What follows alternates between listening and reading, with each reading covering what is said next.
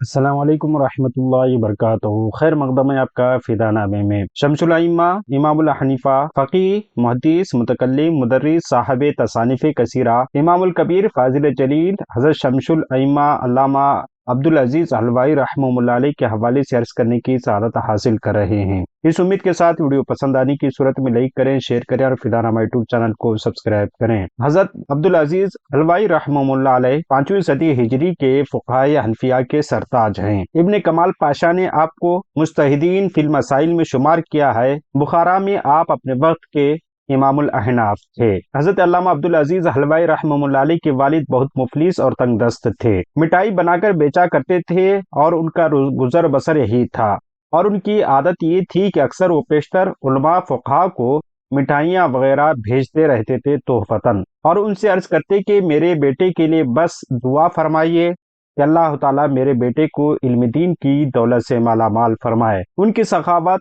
حسن عقیدت اور گریہ وزاری کا نتیجہ یہ نکلا کہ ان کے بیٹے شمس الائمہ علیہ رحمت رضوان نے علم کے اعلیٰ مدارج طے کیے اور اپنے وقت کے مایہ ناز عالم بنے، اور جو شمس الائمہ حلوائی امام الاحناف وغیرہ کہلوائے۔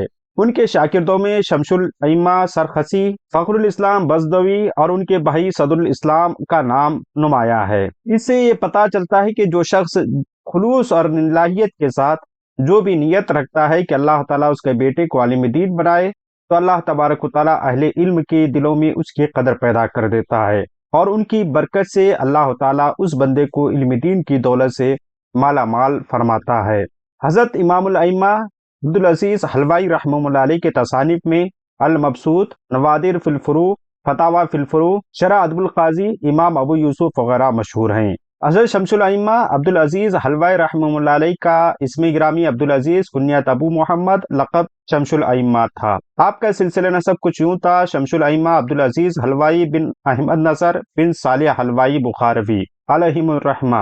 حلوائی نسبت آپ کی مٹھائی کے کاروبار کی وجہ سے ہے، اسی لیے حلوائی کہلاتے رہے۔ بعض علماء کرام نے فرمایا کہ آپ کا تعلق قصبہ حلوان سے تھا، اسی علاقے کی نسبت سے آپ کو حلوائی کہا گیا۔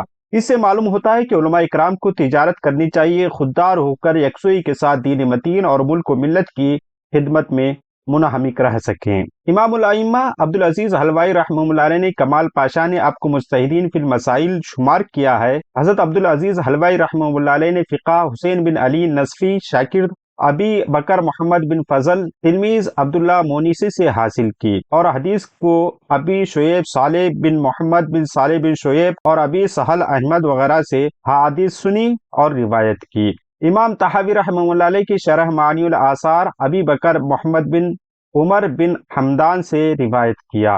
علم میں ذوق اور شوق اور محنت کی بدولت امام الاحناف اور عظیم فقیہ بن کر ابھرے۔ حضرت عبدالعزیز حلوائی رحمہ اللہ علیہ آخر عمر میں بخارا سے شہرکش تشریف لے گئے۔ 13 شعبان المعظم 448 ہجری بمطابق ماہ اکتوبر 1056 عیسوی کو وصال فرمایا۔